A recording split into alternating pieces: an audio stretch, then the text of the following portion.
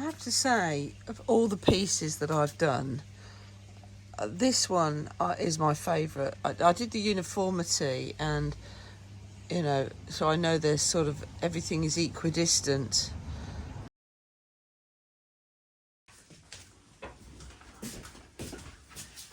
Hi, good morning and welcome to Lois Hook Pottery. And just want to say straight away off the bat, remember, if you like what I do, if you enjoy what I'm doing, then please subscribe to my YouTube channel and remember to press that bell to get notifications. So we have another kiln unloading to do.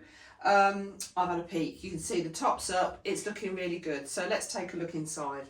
I thought you might like a little bit of a sneaky peek like I do. So you can see here we've done one of my bowls, but I've done a rim on this one and done the Midnight Skies glaze, which I can remind you of. The bit that I'm excited about is that one. So I've done another orb lamp with the textured amber brown, the reds and the copper wire, but I put more copper wire on. So it'd be good to see what happens with that.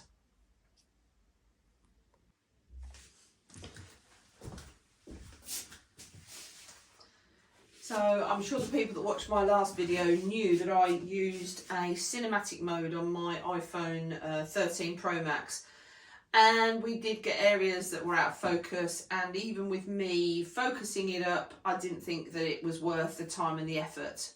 And actually I didn't feel that I got the pottery close enough to the camera for us to have a good look. So I've changed that back to normal video mode, but we might find the technology in the phone is better anyway, and we don't get the flashing lights as much, but we'll see. So let's do the bowl first. So this is a bowl that I have made in the Scava ES10 clay. There's the back. I've used chattering. Let me come in a bit. I've used chattering on the back, as you can see. Let's turn it the right way up. Yeah, chattering and a celadon, and that actually is the true celadon colour, which is really nice. I did do 3 lines to make a differential. I do have a little crack, not a crack, but obviously a stress crack in it from when it was made that I didn't know about. It hasn't actually deterred from the bowl. And then I made an edge this time, and I've done this before. I carved it out with a diamond core tool, and I put the green celadon in first. I think I might have used a stronger celadon of the green. I didn't use the true celadon. And then I put smoky merlot on, and then I put snow again in the cracks, so that it looked like I have a sort of mottled effect, which I quite like. The inside, if you remember, is 3 layers of obsidian. I put 4 in the middle here because I want to make sure that's black. I do have a little bloom, a teeny weeny bloom, which is okay. And then what I've done is I've put really thick smoky merlot, really thick smoky merlot, and then really thick oatmeal. And I have got a video actually that I can put in to show you what it was like before. I don't know if that's going to be a separate video. I'll have a look, but I want you guys to see. And then round the outside, you can sort of see this lovely, that's really cool. Okay, so that's a nice one. That's a good one. Shall we get the, well, let's wait a minute. Let's just have a look. I'm doing a little bit of a test. I've done a vase, not a vase, I've done a lamp in here using Mayco. It's on the desk still, I should think. Mayco Midnight Rain, which I really like. This is the Midnight Rain glaze. It does run, as you can see, so you've got to be careful. On this case, it did run onto the cookie. And then inside, I'm using a vert luster. And I think the two just go particularly well together. And I've actually got a lamp in here that I've tried something with to see. I was a bit disappointed this ran as much as it did. I've got to polish that off, but still a lovely little pot. I've done a couple of very little simple planters. Blue rutile never goes of, you know, the colour blue rutile always works, doesn't it? Again, this is all in a clay that hasn't got any grog in it. And then I've done some test tiles because, and you'll see why in a minute. Let me show you the pot that I'm going to show you and my query, and then we'll come back to the test tiles when the same glaze is laying flat in the same kiln. Okay, so I've got a gent that wants a vase in the same cut system like I've made here in grey. I've used the saturated metallic on this, and it's a lovely glaze. I mean, that is pewter through and through. A little bit worried, I was a little bit worried about the running, so I actually have done matte black on the bottom and overlapped it because I wasn't sure whether it was going to run, and I didn't want to ruin the pot, but it works really well. So that, if I just come in a bit closer, as you can see, is a blooming good colour actually, and gives us a real metallic finish. Now, I then did a second one, a slightly bigger one. He wanted plain grey, and I've made two to give him the choices, but I decided to do this a little bit different. So on this one, the bottom two is matte black, and that's a Mako glaze. The rest are Amaco. So this one is saturated metallic. This one is palladium, and as you know, I've used that before quite a bit. But this one here is the gold one. Now let me just make sure I get this the right way round, because yeah, vintage gold. Yes, that's right. So this one is vintage gold, and every time I do vintage gold, I did a bowl of it, and I got a lot of blooming. And as you can see, you know, we talk about, don't we, about, you know, what temperature would you glaze? Why have you getting this? Why are you getting that? I mean, this just shows how much glazes react differently at different temperatures. In this instant, I don't mind that nice effect. It's nice to have a reaction. The top one is saturated gold. Now remember, this is a kiln fire of cone 6, but it was a medium fire because I've obviously got big pieces in here. Sorry, a slow fire because I've got medium pieces in here, and I wanted to make sure that I didn't rush it. I've rushed firing in the past, as you know. I've had cracks in the past with big pieces, so it was important not to do that. Now I really like that, and I do like this texture here, but I'll show you the test tiles in the same kiln. Admittedly, I don't know, 8 inches higher on a shelf, and you will see that vintage gold on a test tile laying flat has not bloomed whatsoever, has not shown those marks, bubbles for a better word, in the glaze that's happened. And I actually have done all of those colours here, and then another couple. So that is the saturation gold. That's nice. I like that a lot. That is the saturation metallic, which is the one that we can see looks like the pewter. That is palladium, which I know does run, and I always at the bottom of my pots put the matte black for it to run onto. And that, as we said, is the vintage gold.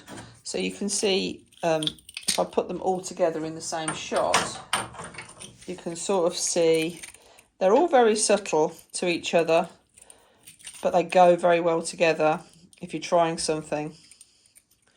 And if you remember, this piece that we did in the last open kiln, that is the colours that's on here. We have got cosmic tea dust on here and copper as an extra.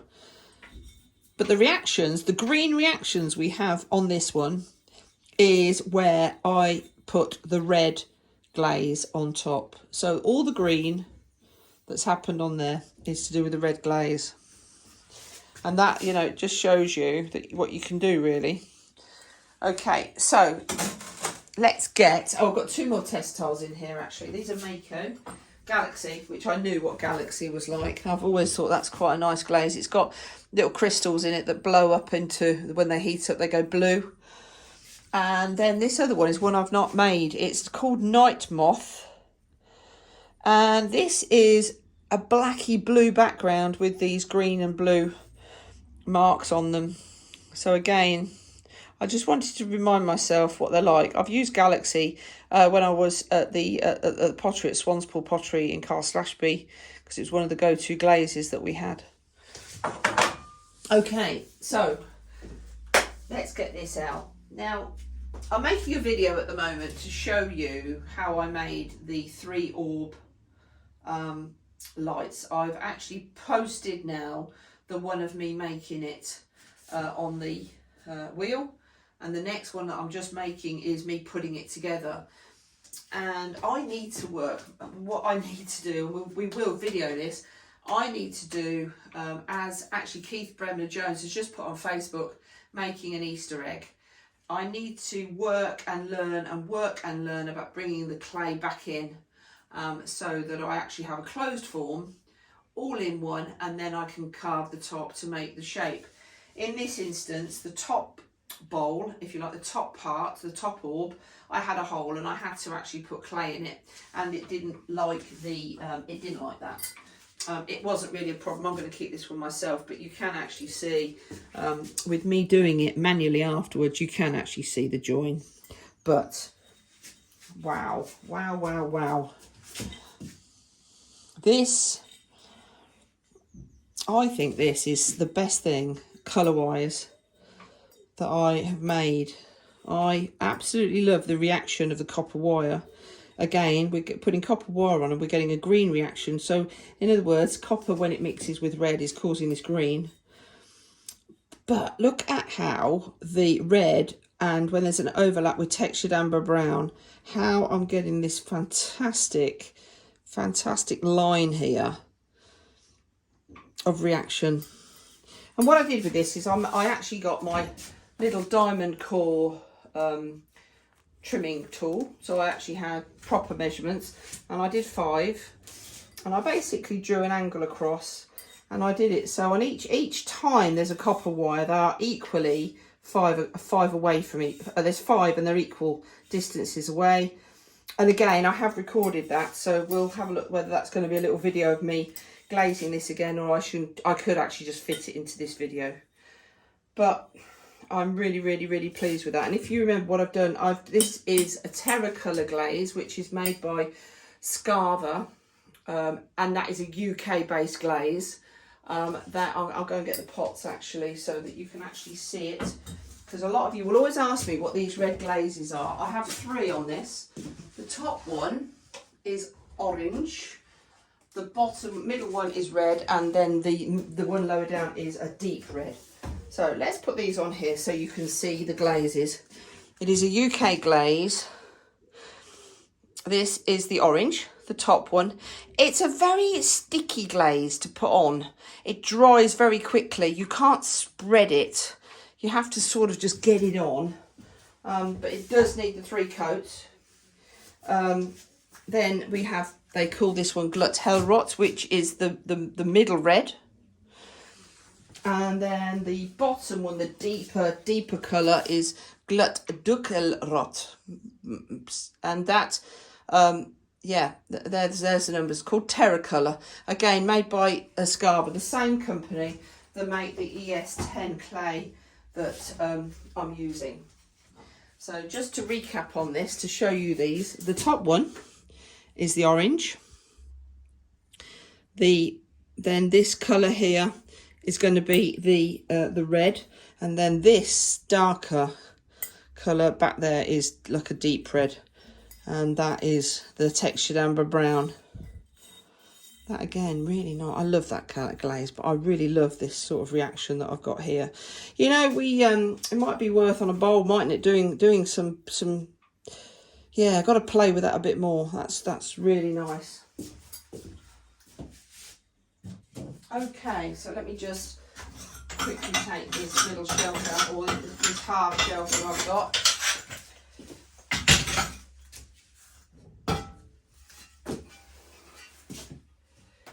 I'm going to have to do some work on my kiln. I'm going to have to clean the tops of my kiln, make sure there's no glaze again, and repaint it all. So what could be sweeter? I am a grandma, and my grandson was born last September, and because I haven't been doing much kiln work, this has been sitting there. This has been sitting there since then. So this was his footprint when he was just born. What a lovely, lovely little memory. Isn't that wonderful? And that, again, true Celadon, just so that it picks up. And actually you can see the blooming skin marks underneath it, which is wonderful. Okay, let's show you this lamp that I have done. I'm struggling with ways. I have done, at the bottom of this lamp, I have done a form, so it actually, the shape doesn't move, but my cookie, for want for a better word, has stuck to the clay. I'll deal with that later. But this was done with the I'm going to say the name of the glaze again and show you it actually. This is Mako, and it's called Midnight Rain. So I've done that on the top, and then I put tape. I've used diamond core, and I've used tape, and I've done the Midnight Rain. I can't remember the name of that yet. Midnight Rain on each level, and then the vert luster in the middle. And I had to, because I knew that it was going to run, I had to make sure this was sitting up. So if there was going to be any glaze, it was going to drip off, but it actually hasn't done that. But that I'm chuffed to bits with that. Isn't it nice to see, you know, a carved piece with a reaction on it? Great. I've got a. There's a little bowl. This was what gave me the impetus. I made loads of little bowls last year, and that was me playing. I just think that's, you know, just they go together so well. Another little, I can't remember what glaze this is. This is the one that I don't use very often because I can't. Art Deco green. I find Art Deco green a bit of an odd one. The cover, the pot gives you this sort of image. And actually, this time I have got areas where I have got more of this happening, but I've also had pots where I just get the green. So clearly this really does need, if you're looking into it properly, because that's lovely there, you need to work out in the kiln where it is. This one, interestingly enough, I picked it up before I knew. I would have thought that's on the outside of the kiln and the green's on the inside. So I would have imagined that.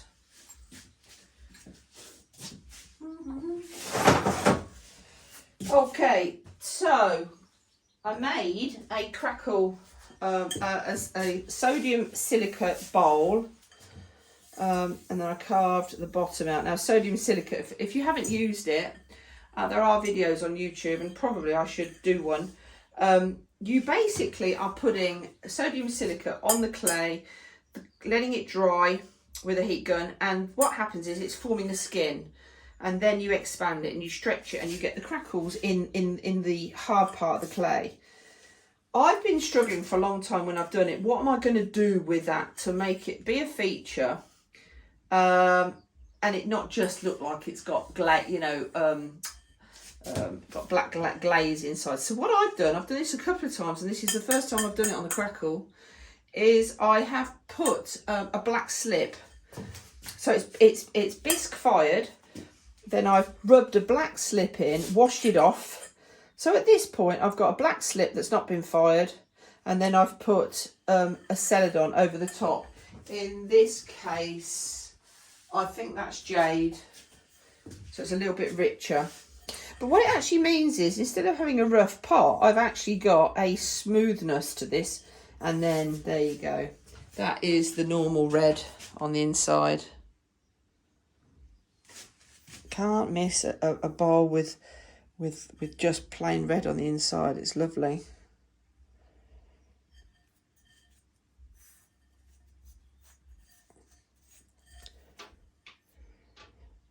course, with a Celadon, we know that it's not going to run. So I do, when I'm using a Celadon, like to just put that in the bottom of the bottle. And then the last piece. Now, the reason I've left this till last is we've all last week you saw a bowl of mine. I'll get it actually. Again, fired at exactly the same temperature as I've done today, exactly in the same way, but a different clay. I can tell it's a different clay. We all saw the textured turquoise had slumped off of the bottom onto my kiln shelf. And since that time, a lot of you have been commenting that you've all had problems with your textured turquoise. That was I looked it up. That was a new bottle that I had opened for a fire before. So I think when I glazed that, it was brand new, but it wasn't old. It hadn't sat for a long time. I think it had only come to me a month ago or whatever. But I've done another lamp, and I think that the textured turquoise has not been done as well. I don't think it's that bad, but I can see areas where I think it's moved a little bit, and I can see areas on the side wall where, yeah, maybe. Anyway, let's not take away from how fabulous this looks. So I put a little video up the other day to show you how I am been trying to make a lamp that looks like this, that way round, and I'm joining it with 2 pots. In this case it didn't work, so I thought, right, I'm just going to turn it over and I'm going to make it a lamp. So that is a beautiful base, actually. I love it.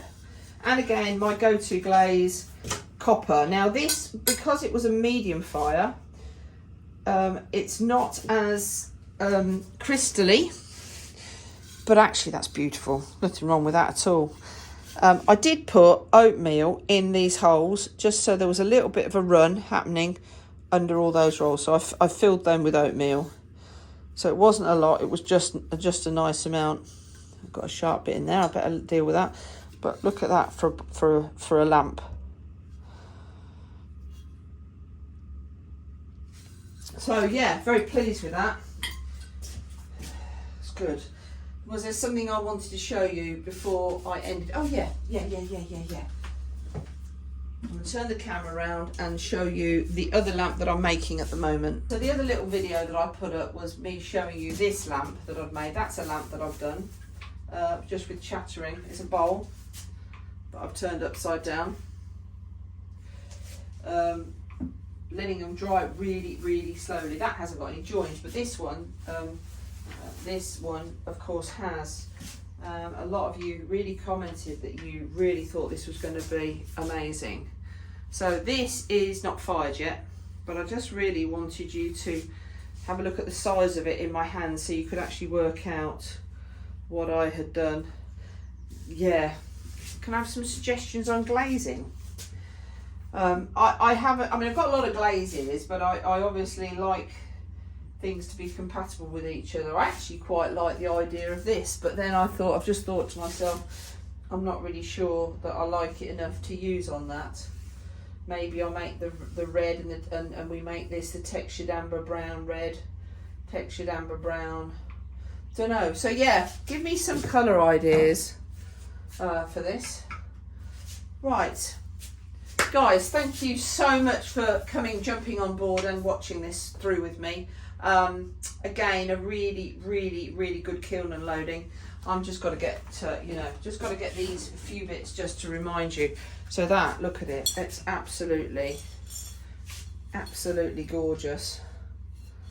Very, very happy with that.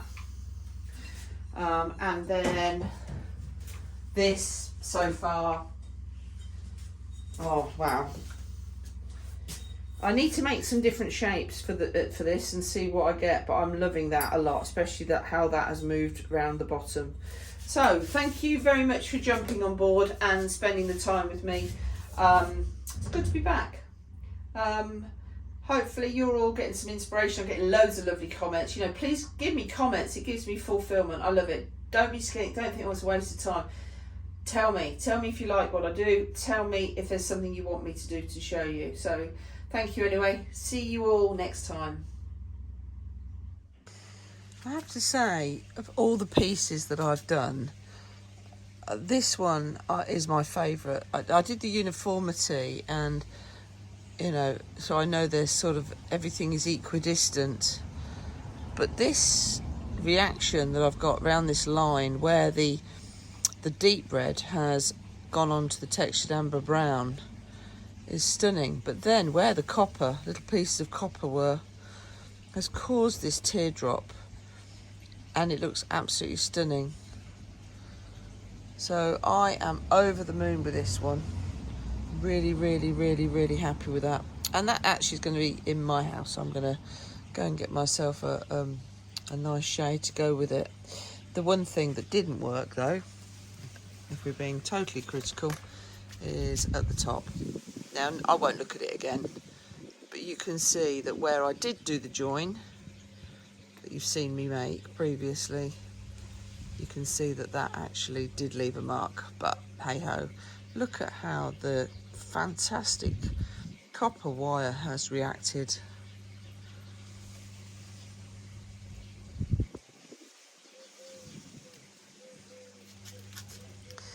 Well, thank you again for joining me, everybody. Absolutely chuffed to bits with this piece. Yeah, very, very happy indeed. See you soon.